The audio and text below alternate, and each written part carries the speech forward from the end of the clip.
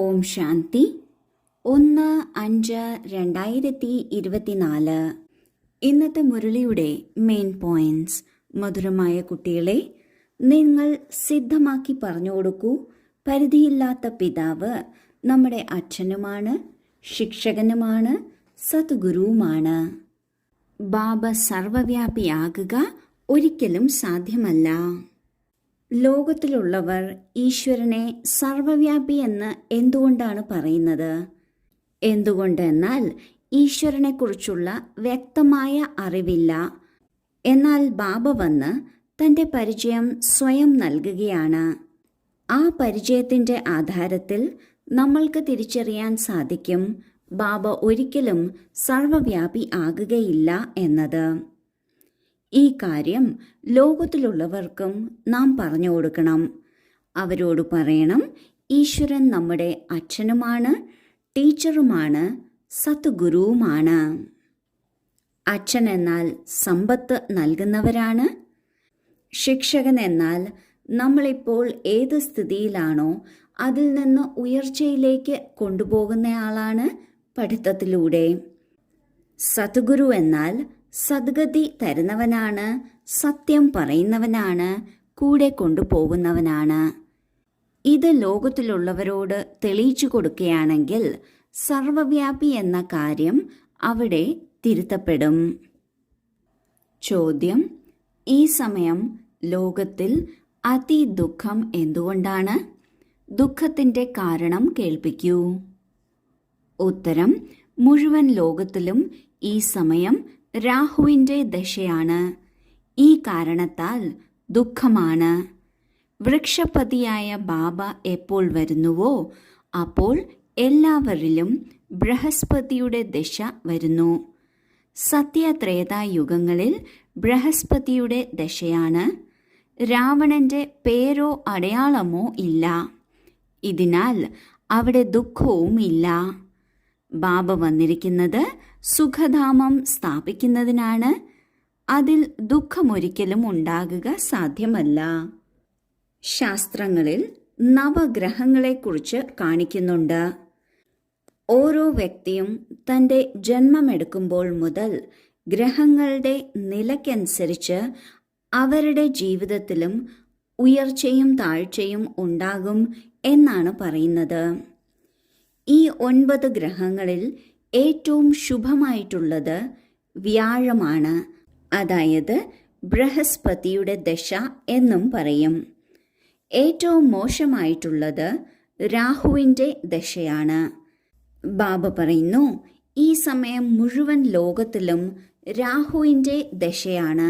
അതായത് ഏറ്റവും മോശമായ ദശയിലൂടെയാണ് ലോകം ഇപ്പോൾ കടന്നു പോകുന്നത്. അതിനാൽ ദുഃഖം തന്നെ ദുഃഖമാണ്. ഈ ദുഃഖത്തിൽ നിന്ന് നമ്മളെ രക്ഷിക്കുന്നത് ബാബ മാത്രമാണ്. കാരണം ബാബ വൃക്ഷപതിയാണ്, ബീജരൂപനാണ്. എപ്പോഴാണോ ബാബ സൃഷ്ടിയിലേക്ക് വരുന്നത് അപ്പോഴാണ് ലോകത്തിലുള്ള ആത്മാക്കളുടെ ദശ പതുക്കെ പതുക്കെയായി മാറുന്നത്. ഓരോരുത്തരുടെയും പുരുഷാർത്ഥത്തിനനുസരിച്ചാണ് മാറുന്നത്. സത്യത്രേതായുഗങ്ങളിൽ രാവണൻ ഇല്ല.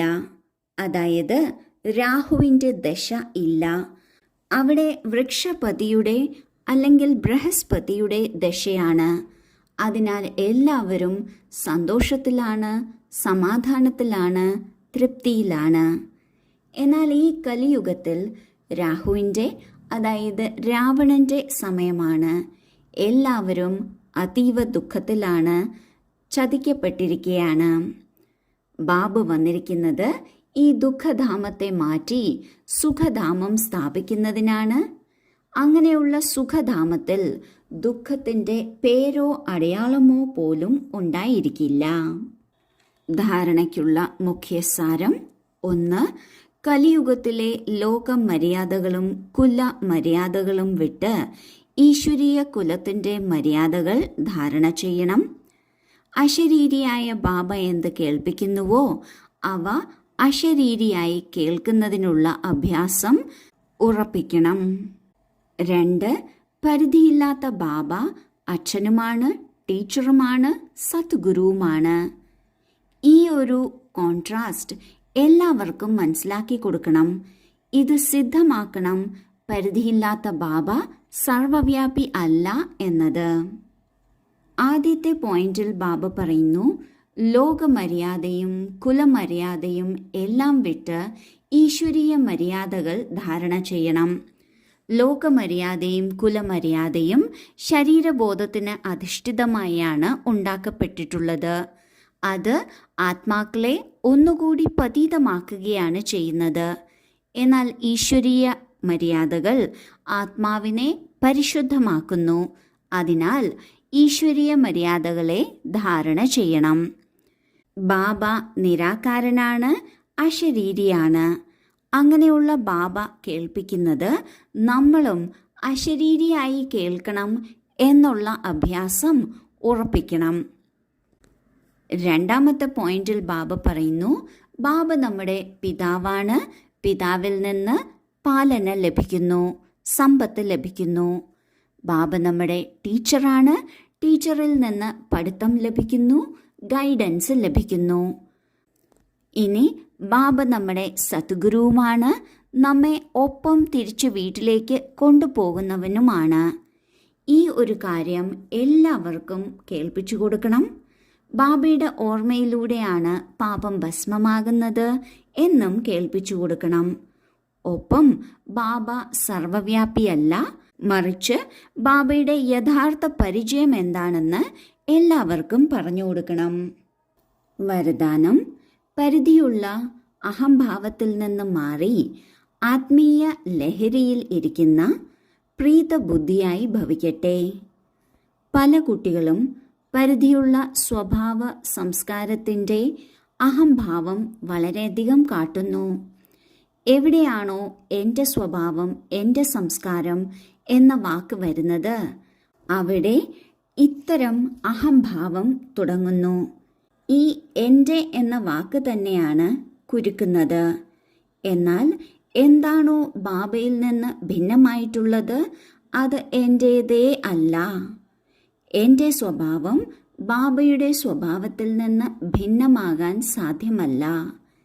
ഇതിനാൽ പരിധിയുള്ള അഹംഭാവത്തിൽ നിന്ന് മാറി ആത്മീയ ലഹരിയിലിരിക്കണം. പ്രീതബുദ്ധിയായി സ്നേഹത്തിൻ്റെ, പ്രീതിയുടെ ഭാവം കാണിക്കാം.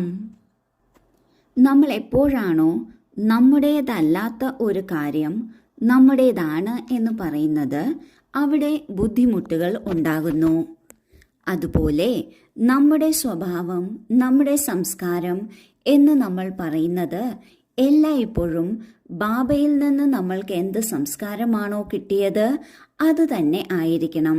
അതായത് നമ്മുടെ യഥാർത്ഥ 7 ഗുണങ്ങളാണ് നമ്മുടെ സംസ്കാരം.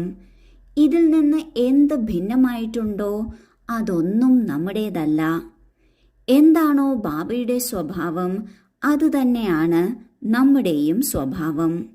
ഈ സ്വമാനത്തിലിരിക്കുകയാണ് എങ്കിൽ ബാബയോടുള്ള സ്നേഹത്തിൻ്റെ ഭാവം നമ്മളിൽ ഉണ്ടാകും.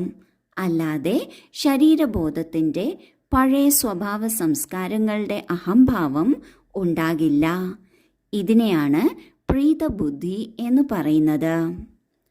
സ്ലോഗൻ: ബാബയോടും സേവനത്തിനോടും പരിവാരത്തിനോടും സ്നേഹമുണ്ടെങ്കിൽ പരിശ്രമത്തിൽ നിന്ന് മുക്തമാകും.